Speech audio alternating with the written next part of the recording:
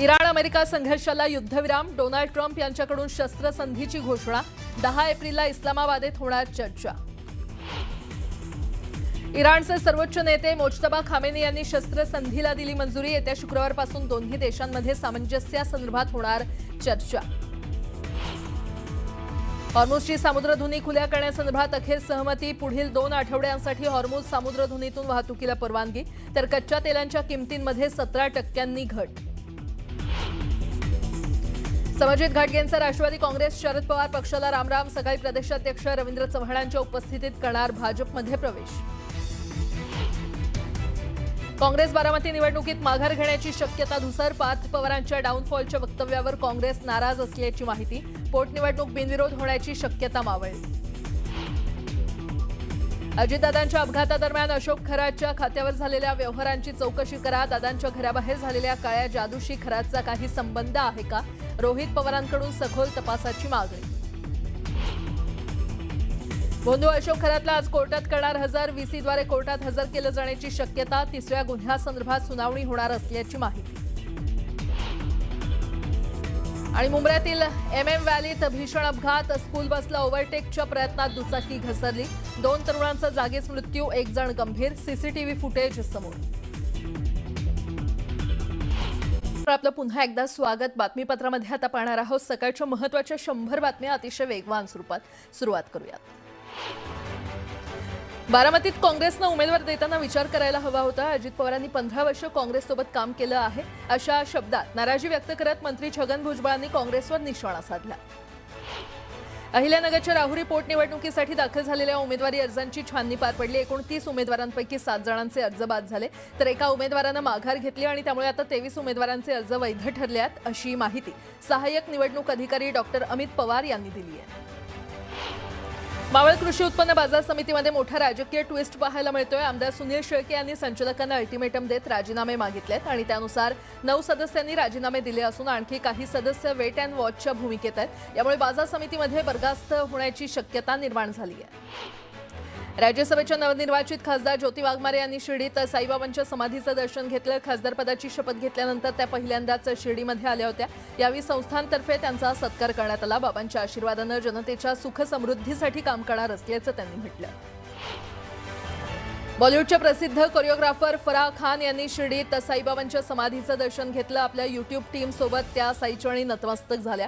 दर्शनानंतर त्या भावूक झाल्या आणि लहानपणापासून शिर्डीत येत असल्याचं सांगत हा सगळा प्रवास साईंच्या कृपेनं झाल्याची भावना त्यांनी व्यक्त केली. बीडच्या उमापूर इथे नारायणगडावर सुरू असलेल्या नारळी सप्ताहाची सांगता होणार आहे. या सोहळ्यास आमदार धनंजय मुंडे यांच्यासह मनोज जरांगे हे देखील उपस्थित राहण्याची शक्यता आहे. पुण्यात भाजपच्या वर्धापन दिनी जंगली महाराज रोडवर अनधिकृत फ्लेक्स लावल्याचा मुद्दा समोर आलाय. रस्त्यावर दुहेरी पार्किंगमुळे देखील वाहतुकीला अडथळा निर्माण झाला. दरम्यान पालिकेकडून फ्लेक्सवर कारवाई सुरू असून आता संबंधितांवर काय कारवाई होणार याकडे लक्ष लागलंय. मीरा भाईंदरमध्ये दहिसर ते काशीगाव मेट्रो सेवा सुरू झाल्यानंतर शेयावरून राजकारण रंगलेलं आहे. या मेट्रोचे खरे शिल्पकार परिवहन मंत्री प्रताप सरनाईक असल्याचा दावा शिवसेनेचे उपजिल्हाप्रमुख रामभवन शर्मा यांनी केला. मेट्रोसाठी आंदोलन करत विधानभवनाच्या पायऱ्यांवर लढा दिल्यामुळेच हा प्रकल्प मार्गी लागल्याचं त्यांनी म्हटलं. मुंबईतील सायन परिसरातील प्रतीक्षानगर ट्रान्झिट कॅम्पमध्ये स्थलांतराच्या मुद्द्यावरून तणाव निर्माण झालाय. म्हाडाकडून बैठ्या चाळीतील डी लाईन परिसरात 22 मजली टॉवर उभारण्याची योजना असून 72 पैकी 63 घरांचं स्थलांतर पूर्ण झाल्याचा दावा केला जातोय. मात्र उर्वरित 9 घरातील रहिवाशांचे अद्याप पुनर्वसन झालं नसल्याचं स्थानिकांचं म्हणणं आहे. भाईंदरमधील वादग्रस्त उड्डाणपुलाबाबत स्वतः मुख्यमंत्री देवेंद्र फडणवीस यांनी तो योग्य असल्याचं म्हटलंय. तसंच भविष्यात या पुलाच्या रचनेत काही बदलही करण्यात येतील असं त्यांनी यावेळी नमूद केलंय. मीरा भाईंदरमध्ये मेट्रो मार्गानंतर उभारण्यात आलेल्या या पुलाच्या रचनेवरून यापूर्वी मोठा वाद निर्माण झाला होता. उड्डाणपुलाच्या रचनेत बदल करणार असं फडणवीसांनी म्हटलंय. नवी मुंबईमध्ये पावसाळ्यापूर्वीच्या कामांना वेग आलाय. सखल भागात पाणी साचू नये यासाठी महानगरपालिकेकडून विशेष उपाययोजना सुरू आहेत. वाशी आणि बेलापूर परिसरात 11 होल्डिंग पॉइंट्स उभारले जात आहेत. महापौर सुजाता पाटील यांनी या कामांची पाहणी करून अधिकाऱ्यांना आवश्यक त्या सूचना केल्या. पिंपरी चिंचवडमधील वाकड परिसरात रस्ता रुंदीकरणासाठी महापालिकेनं मोठी कारवाई केली आहे. म्हातोबानगरमधील अडथळा ठरणाऱ्या झोपड्या प्रशासनाकडून हटवण्यात आल्यात. त्यामुळे दत्त मंदिर रोडवरील वाहतूक कोंडी आता कमी होण्यास मदत होईल. मालाड पूर्वेतील रहेजा हाईट्स या निवासी संकुलात पहाटेच्या सुमारास बिबट्याचं दर्शन झालं. सोसायटीच्या पार्किंग परिसरात बिबट्या फिरताना सीसीटीव्हीमध्ये कैद झालाय आणि त्यामुळे रहिवाशांमध्ये भीतीचं वातावरण आहे. मुंबईतील बोरिवली पश्चिमेतील गोराई बीच परिसरात बेकायदेशीर घोड्यांच्या शर्यती आयोजित केल्याचा प्रकार उघडकीस आलाय. महाराष्ट्रात शर्यतींवर बंदी असतानाही हा प्रकार सुरू असल्याचा आरोप होतोय. तक्रारीनंतर गोराई पोलिसांनी संबंधितांविरोधात गुन्हा दाखल केलाय. देशातील 4थ्या क्रमांकाची सहकारी बँक असलेल्या TJSB सहकारी बँक लिमिटेडनं 25,000 कोटींपेक्षा अधिक व्यवसायाचा महत्त्वपूर्ण टप्पा यशस्वीरित्या पार केलाय. या यशामुळे बँकेच्या चौफेर विस्ताराच्या प्रवासात आणि अधिक आर्थिक बळकटी प्राप्त झाली आहे. 1972 मध्ये स्थापन झालेल्या TJSB सहकारी बँकेनं सहकारी क्षेत्रातील विश्वसनीय वित्तीय संस्था म्हणून आपलं स्थान निर्माण केलेलं आहे. खरात प्रकरणात आतापर्यंत 30 जणांची चौकशी झाली आहे. 24 जणांच्या पथकाकडून खरात प्रकरणाचा तपास तर CDR प्रकरणाची देखील चौकशी सुरू असल्याची माहिती SIT प्रमुख तेजस्वी सातपुते यांनी दिली आहे.